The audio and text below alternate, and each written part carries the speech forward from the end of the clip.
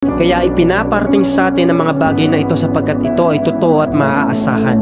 Dahil ang Diyos ang Alpha at ang Omega, na ang ibig sabihin, siya ang simula at siya ang katapusan. At iniimbatahan tayo ng Panginoon na kung sino man uhaw sa Kanya ay uminom ng tubig na galing doon sa bukal na nagbibigay ng buhay na walang hanggan.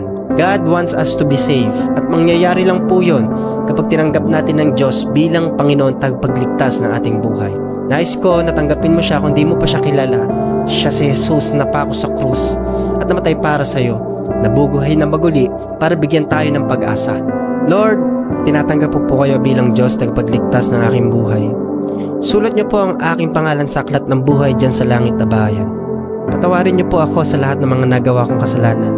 Pinagsisisihan ko po ang lahat ng ito.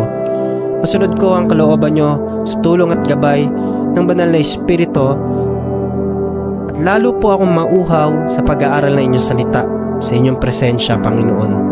Salamat po sa kagandahang loob ninyo. Napakinggan ko po ang mensaheng ito. Ito po ang aking dalangin sa pangalan ni Jesus. Amen.